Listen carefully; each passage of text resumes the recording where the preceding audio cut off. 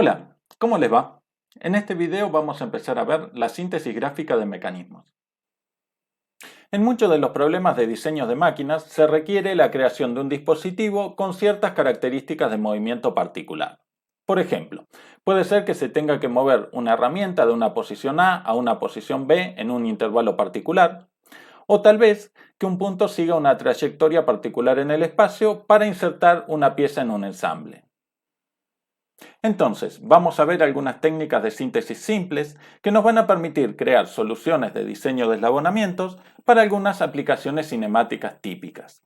Para eso vamos a empezar definiendo generación de función, que es la correlación de un movimiento de entrada con un movimiento de salida del mecanismo. Fíjense qué interesante este mecanismo que me permite obtener la tangente de un cierto ángulo. Entonces, ubicando este cursor en un ángulo dado, obtengo a la salida la tangente de ese ángulo. O este otro mecanismo, donde ubicando el cursor en un cierto valor de u, obtengo a la salida el logaritmo de u. Bueno, salvo en el caso de levas, la generación de función ya no es tan habitual como en otras épocas, y por eso no lo vamos a ver con detalle. La generación de trayectoria es el control de un punto en el plano para que siga una trayectoria prescripta, como podemos ver en esta animación de acá, donde este punto sigue esta trayectoria. Pero en este caso no se hace ningún intento por controlar la orientación del eslabón que contiene el punto de interés. Lo único que me interesa es la ubicación del punto sin importar la orientación del eslabón. La generación de movimiento es el control de una línea en el plano de modo que asuma un conjunto prescripto de posiciones secuenciales.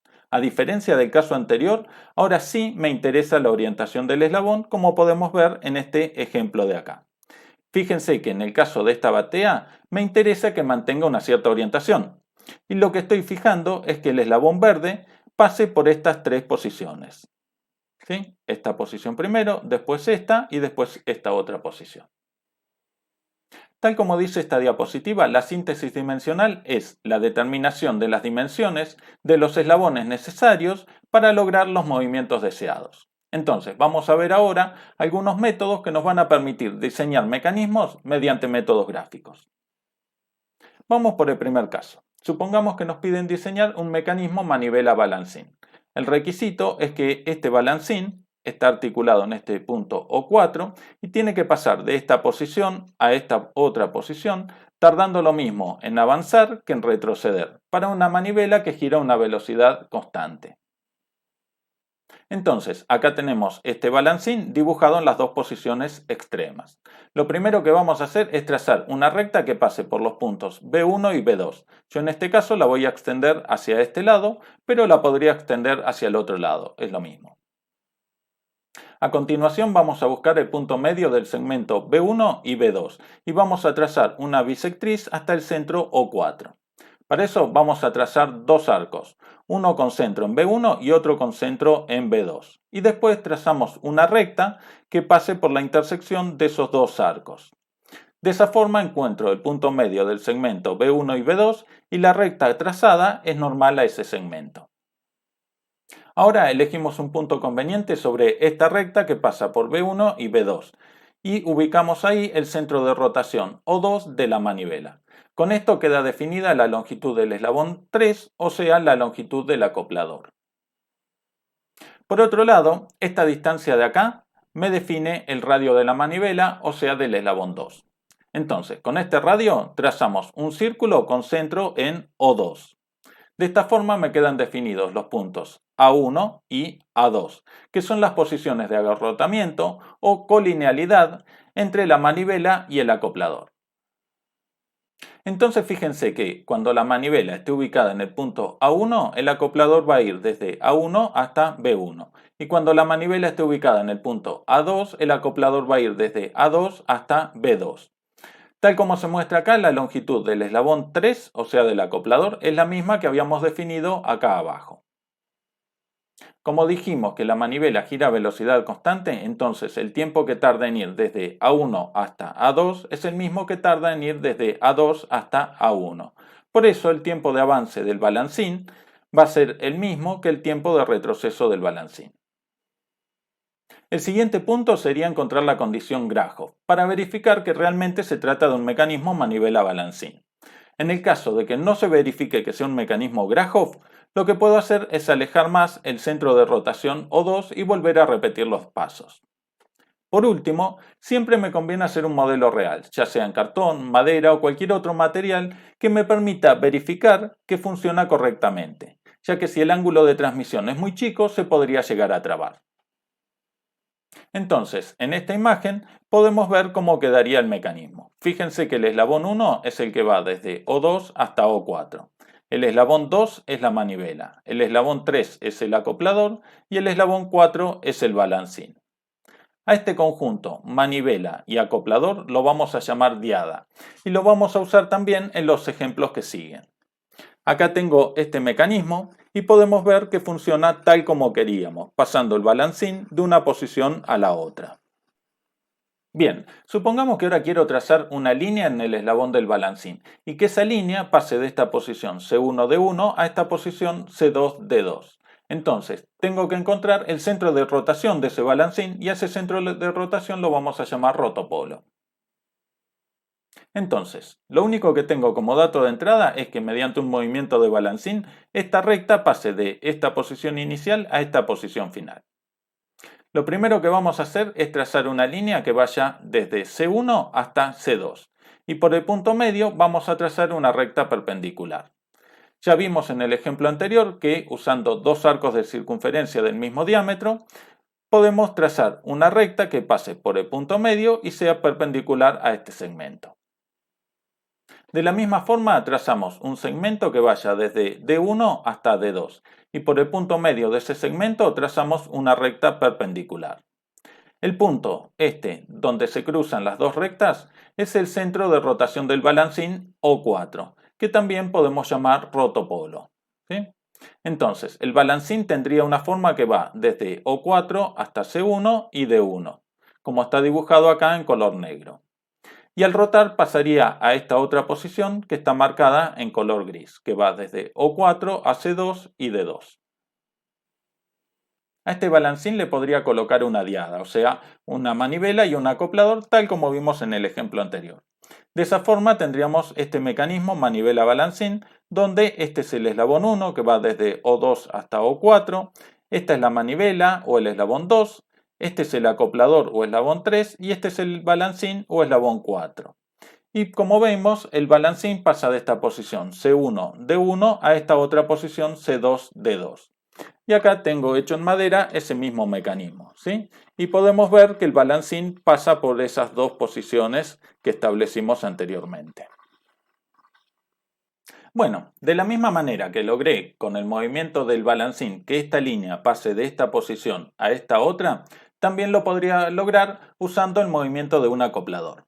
En ese caso, generalmente voy a tener un mecanismo de 4 barras, pero que en lugar de ser manivela balancín va a ser triple balancín. Entonces, vamos a ver ahora cómo podríamos lograr ese movimiento con un acoplador. Entonces, lo que voy a buscar para este caso es que mi acoplador o eslabón 3 pase de esta posición inicial C1D1 a esta posición final C2D2. Y el procedimiento es bastante similar al que vimos en el ejemplo anterior.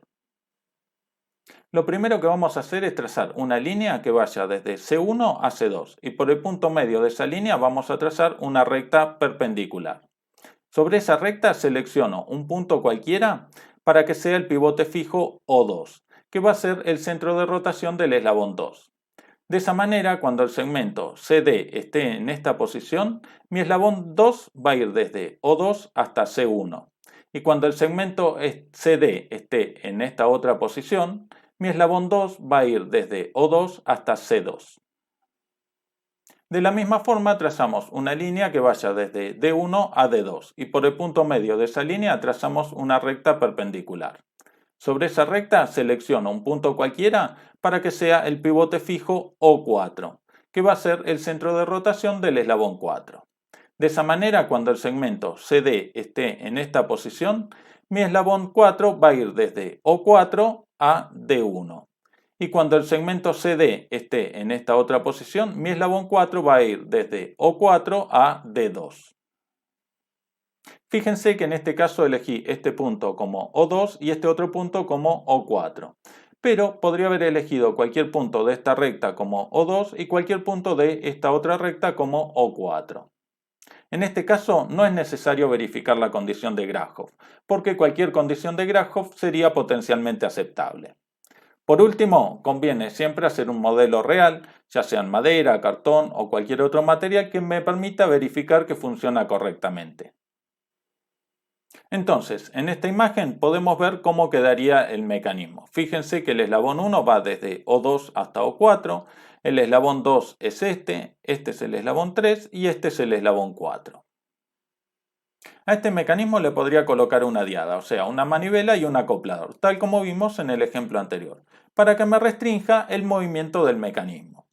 De esta forma tendríamos un mecanismo de 6 barras, donde este acoplador sería el eslabón 5 y esta manivela sería el eslabón 6. Acá tengo este mecanismo y podemos ver que funciona tal como queríamos, pasando el acoplador de una posición a la otra. Entonces, hasta ahora vimos que para que esta línea pase de esta posición inicial a esta posición final, podemos usar un movimiento de balancín o un movimiento de acoplador como en este caso de acá. Bueno, ahora vamos a complicar un poquito más el problema. Y lo que voy a buscar en este caso es que mi acoplador o eslabón 3 pase de esta posición inicial C1D1 a esta otra posición C2D2 y finalmente a esta posición C3D3. El procedimiento que vamos a usar es muy similar a lo que estuvimos viendo. Lo primero que vamos a hacer es trazar una línea que vaya desde C1 a C2 y por el punto medio de esta línea trazamos una recta perpendicular. De la misma manera trazamos una línea que vaya de C2 a C3 y por el punto medio de esta línea trazamos otra recta perpendicular. Donde se cortan estas dos perpendiculares, o sea, esta línea con esta otra línea, queda definido el punto O2, que va a ser el centro de rotación del eslabón 2. Entonces, según la posición del acoplador, el eslabón 2 va a adoptar esta posición, que va desde O2 a C1, o esta otra posición desde O2 a C2, o esta otra posición que va desde O2 a C3. De igual forma trazamos una línea que vaya desde D1 a D2 y por el punto medio de esta línea trazamos una recta perpendicular. Y una línea que vaya desde D2 a D3 y por el punto medio de esta línea trazamos otra recta perpendicular. Donde se cortan las dos perpendiculares, o sea, esta recta con esta otra recta, queda definido el pivote fijo O4, que va a ser el centro de rotación del eslabón 4. Entonces, según la posición del acoplador, el eslabón 4 va a adoptar esta posición desde O4 a D1 o esta otra posición desde O4 a D2 o esta otra posición desde O4 a D3. A diferencia del ejemplo anterior, como en este caso el acoplador tiene que pasar por tres posiciones definidas, eso me agrega una restricción y ya no voy a poder elegir la ubicación de los centros de rotación O2 y O4. Entonces, en esta imagen podemos ver cómo quedaría el mecanismo, con el eslabón 1 que va desde O2 a O4, este es el eslabón 2, este el eslabón 3 y este el eslabón 4. Pero en un video anterior habíamos dicho que una posición de agarrotamiento ocurría cuando quedaban alineados dos eslabones móviles. Y fíjense que en esta posición de acá quedan alineados el eslabón 3 con el eslabón 4, entonces sería una posición de agarrotamiento. Y en esta otra posición, cuando el eslabón 2 ocupa esta posición, quedarían alineados el eslabón 2 con el eslabón 3 y entonces tendría otra posición de agarrotamiento. Y el problema de las posiciones de agarrotamiento es que para poder mover el mecanismo, primero tengo que sacarlo de la posición de agarrotamiento, ya que el ángulo de transmisión entre los eslabones alineados es 0. Entonces, si mediante una diada motriz quisiera mover el eslabón 2, en esta posición no podría porque los eslabones 3 y 4 están en una posición de agarrotamiento. De igual forma, si mediante una diada motriz quisiera mover el eslabón 4, en esta posición tampoco podría porque tengo los eslabones 2 y 3 también en una posición de agarrotamiento. Entonces, la alternativa para este caso sería colocar una diada motriz que accione algún punto del eslabón 3. Pero esa no es la única alternativa. Hay otra alternativa que vamos a ver en el ejemplo siguiente. El requisito en este ejemplo va a seguir siendo que el acoplador pase por estas tres posiciones. pero en este caso las articulaciones o juntas del eslabón 3 no van a estar en los puntos C y D, sino que van a estar en otros puntos del eslabón 3. Entonces, en esta imagen tenemos el eslabón 3 con el segmento CD que tiene que pasar por estas tres posiciones y los nodos E y F donde van a estar las juntas del eslabón. Entonces, ubico el eslabón 3 en las posiciones por donde va a tener que pasar el segmento CD, como se ve en esta imagen de acá. Tenemos el eslabón 3 ubicado en la primera posición, que después pasa a esta otra posición y finalmente a esta otra posición de acá. Y entonces hacemos el mismo procedimiento que ya vimos antes. Trazamos una línea que vaya desde E1 hasta E2 y por el punto medio de esa línea trazamos una recta perpendicular. De la misma forma trazamos una línea que vaya desde E2 hasta E3 y por el punto medio de esa línea trazamos otra recta perpendicular. Donde se encuentran las dos perpendiculares va a quedar definido el pivote fijo O2, que es el centro de rotación del eslabón 2.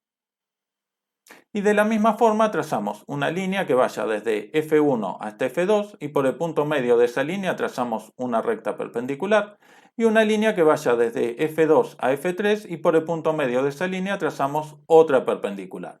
Donde se cortan las dos perpendiculares queda definido el pivote fijo O4 que va a ser el centro de rotación del eslabón 4. Entonces, de esa manera queda definido el eslabón 2 que va desde O2 a E1 y el eslabón 4 que va desde O4 a F1. Fíjense que eso me cambió las ubicaciones de los centros O2 y O4 respecto del caso anterior. Y ahora el mecanismo no pasa por ninguna posición de agarrotamiento. Entonces, podemos agregar una diada motriz que accione el eslabón 2. En esta imagen podemos ver cómo quedaría el mecanismo con el agregado de una diada motriz, o sea, de un acoplador 5 y una manivela 6. En esta posición del eslabón 3 podemos ver que este es el eslabón 2 y este es el eslabón 4. En esta otra posición del eslabón 3, este es el eslabón 2 y este es el eslabón 4. Y en esta última posición del eslabón 3, este es el eslabón 2 y este otro es el eslabón 4. Y en ningún caso tuve una posición de agarrotamiento. Fíjense que los puntos E y F del eslabón 3 los elegí al azar. Y eso va a hacer que si el mecanismo no me satisface, puedo elegir otros puntos E y F y encontrar un mecanismo distinto. Como último ejemplo tenemos este caso donde el requisito es que el acoplador pase por las mismas tres posiciones anteriores, pero ahora vamos a definir dónde queremos que estén ubicados los pivotes fijos, O2 y O4. Lo que vamos a hacer es encontrar la ubicación de las articulaciones E y F del ejemplo anterior. O sea, con los pivotes fijos O2 y O4 tengo que ubicar E y F respecto del segmento CD. Entonces, la ubicación de este segmento EF va a ser mi incógnita. Lo que vamos a hacer para este caso es usar inversiones. ¿Se acuerdan qué es una inversión? Bueno, habíamos dicho que en una inversión fijábamos al marco de referencia un eslabón distinto de la cadena cinemática. En este caso tenemos fijo el eslabón 1, que es el eslabón que va desde O2 a O4. Y el eslabón 3 o el acoplador tiene que pasar por estas tres posiciones. Entonces, como inversión vamos a fijar el acoplador y dejar libre el eslabón 1. Y en este caso tenemos que encontrar qué posiciones adoptaría el eslabón 1 respecto del eslabón fijo que es el acoplador. Para eso tenemos que fijar la posición del acoplador en alguna de sus posiciones y en este caso vamos a fijarlo en la posición C1, D1. Entonces vamos a sacar la posición que ocupa el eslabón 1, o sea O2, O4 respecto de la posición C2, D2 y la vamos a trasladar a la posición C1, D1 del acoplador. De esa forma quedan definidos los puntos O2' y O4'. O sea, si el eslabón C1, D1 estuviera fijo, el eslabón O4 pasaría de esta posición a esta otra posición. De la misma forma vamos a sacar la posición que ocupa el eslabón 1, o sea O2, O4, respecto de C3, D3 y la vamos a trasladar a la posición C1, D1. De esa manera tenemos este punto y este otro punto. Entonces, originalmente tenemos el eslabón 1 que está fijo y el acoplador que pasa por estas tres posiciones. Ahora, con la inversión donde fijamos el acoplador en la posición C1, D1, tenemos que el eslabón 1 pasaría de esta posición, que renombramos E1, F1, a esta otra posición, E2, F2, y finalmente a esta posición, E3, F3. Con estas tres posiciones invertidas del eslabón 1, usamos el mismo método que vimos antes para encontrar los pivotes G y H. O sea, trazamos una línea que vaya desde E1 hasta E2 y desde el punto medio trazamos una recta perpendicular. Trazamos una línea que vaya desde E2 hasta E3 y desde su punto medio trazamos otra perpendicular. Donde se cortan tenemos el pivote G. De igual manera trazamos una línea desde F1 hasta F2 y en el punto medio trazamos una perpendicular y una línea que vaya desde F2 hasta F3 y en el punto medio trazamos otra perpendicular. Donde se cortan tenemos el pivote H. Esto significa que si tuviéramos un eslabón fijo con los pivotes en G y H, el eslabón 1 pasaría de esta posición E1, F1 a esta posición E2, F2 y finalmente a esta posición E3, F3. Tal como podemos ver en esta imagen de acá, donde tenemos los pivotes fijos G y H y las tres posiciones del acoplador E1, F1, E2, F2 y E3, F3.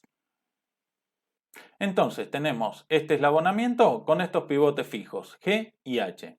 Ahora lo que hacemos es volver a invertir el mecanismo y fijamos nuevamente el eslabón 1, que es el eslabón que va desde E1 hasta F1. O sea, E1 hasta F1 ahora pasa a ser nuevamente el eslabón fijo. Y dejamos libre el eslabón GH, o sea, este eslabón de acá. Con lo que tenemos este mecanismo de acá. Sigo teniendo el eslabón 2 en esta posición, ¿sí? Y el eslabón 4 en esta misma posición. Pero lo que era el eslabón fijo GH pasa a ser el acoplador GH y lo que era el acoplador E1, F1 pasa a ser el eslabón fijo E1, F1. Entonces mi acoplador debería tener esta forma para pasar por estas tres posiciones requeridas. Fíjense que acá tengo este mecanismo y el acoplador pasa por esas tres posiciones. ¿Sí? Fíjense cómo va pasando por cada una de esas posiciones. Resulta increíble, ¿no?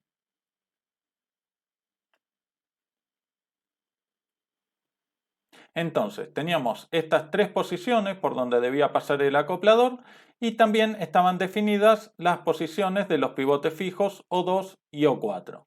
Y con este mecanismo estaríamos cumpliendo con esas condiciones. Bueno, espero que les haya gustado este tema. A mí en particular me resulta muy interesante. Pueden ver las explicaciones con más detalle en el libro Diseño de Maquinaria de Norton y ya saben que ante cualquier consulta o lo vemos en la clase o me escriben a mi mail. Hasta la próxima.